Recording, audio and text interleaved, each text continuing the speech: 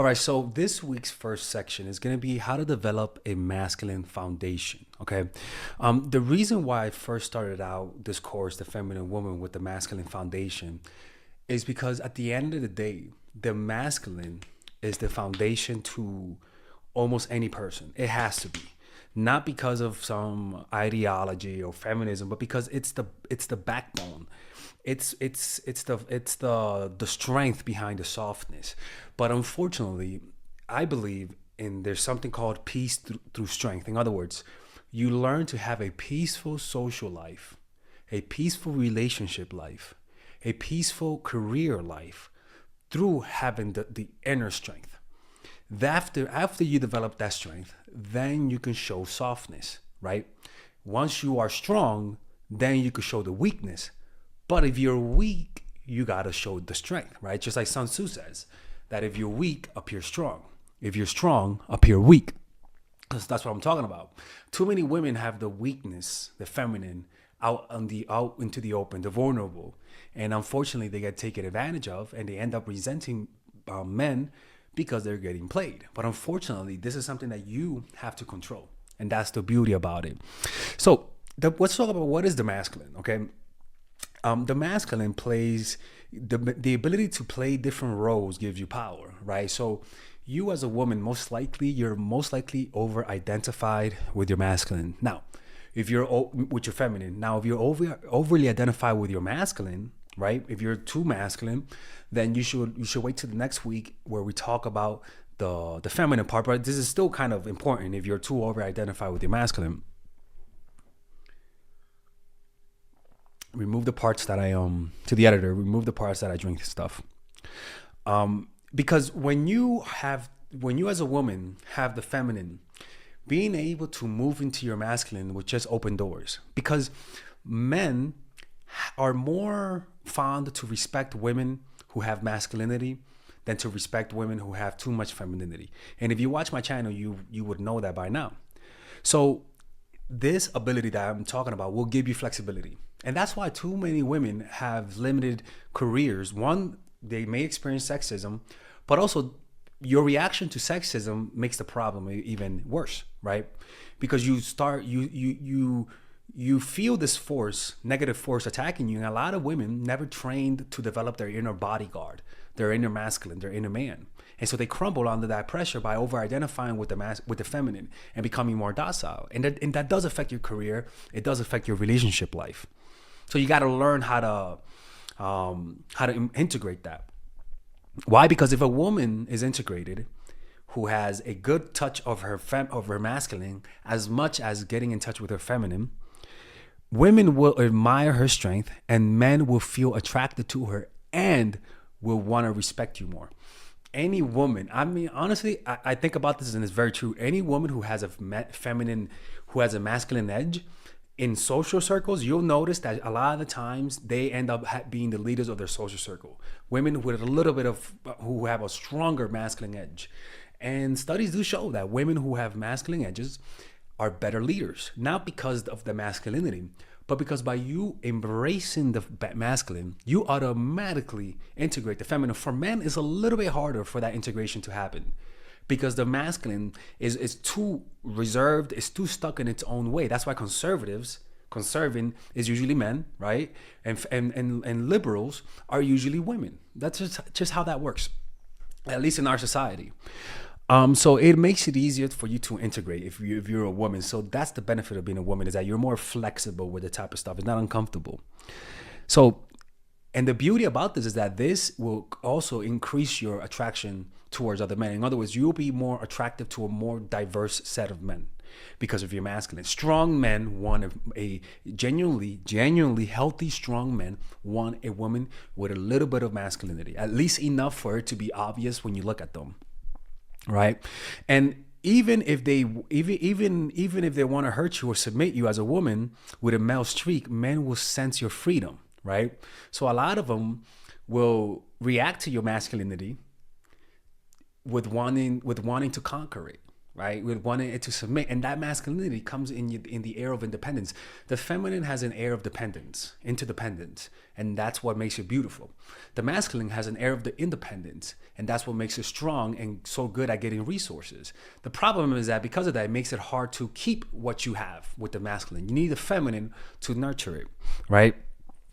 So men will sense that freedom, and it'll cause them to chase. It's similar to Erykah Badu, where because of her freedom, because of her sense of freedom that she has for herself, men can sense it, and it poses as a challenge to tame that. Just like a strong masculine man, a lot of women see that as a challenge to tame him, right? So the feminine, you look too easy. The masculine, you look like a game that's really hard, not a game, but also a game literally, but also an animal that's big and strong and hard to submit. But if you submit it, you have resources for your family. Men are often seduced by the masculine element in a woman's behavior and character. So these things that I'm going to teach you will create that. It'll give you it'll give you that trait that invokes the inner predator in a man in a positive way. It makes him want to conquer you, as opposed to a man seeing you and he knows he already conquered you. It's not the same, right? So if a woman disregards her masculine edge, then she will become possessed by the animus, her inner man, right? So if you disregard to develop this trait, you're gonna be possessed by it, but through your shadow. It'll run its course through your veins without you knowing it. And how do you know that? Well, it'll change the way it manifests itself. Unrepressed things are usually come out in its dark opposites, right? If you release it, it'll come out in a positive way. But if you repress it, it'll come out in a negative way. Eventually, it's gonna come out, right? The problem is that by you repressing it, it'll start sabotaging your life without you knowing it, without knowing the source of that pain. So it'll come out through assertiveness, will become aggression. Your assertiveness, which should be assertive, will become aggression. And that's why you have a lot of women, like remember the movie Precious, right? Where the mom was really angry to Precious. She had a very strong masculine edge. Well, that's her being possessed by her dark masculine energy, right? And that also happens with, rather than be assertive, you'll become ruthless or aggressive, right? Analytical will become argumentative. So if you're naturally analytical, you become a super argumentative person, right? In other words, the masculine energy is an aggressive force. An aggressive force that can be used to improve your life. If you redirect it properly, it could be used to protect your family, like the grandpa who everyone leans on in a family that's chaotic, or like the leader that people follow in the midst of chaos. Or that aggressive energy can become brutal and hard and destructive, where rather than help people or support people through your strength, you destroy through your strength. You attack people, you alienate people. You see aggression where it's not there.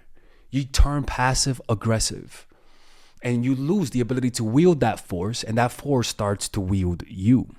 And that's where you have a lot of these men who are insecure, who are super aggressive, because they really haven't gotten in touch with their real masculine.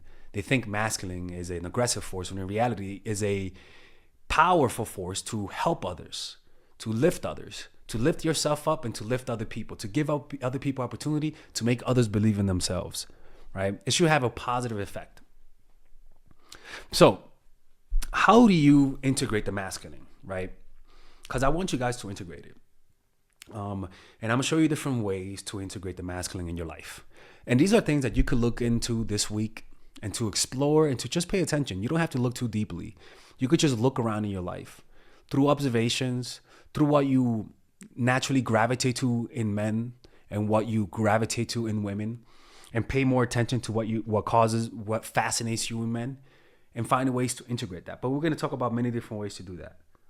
All right, ladies and gentlemen, if you guys ever want to learn how to use your feminine energy to influence people, learn how to use your masculine energy to become more assertive, and also learn how to blend both energies to improve your dating life, your spiritual life, honestly, your relationship life, your family life, your career life.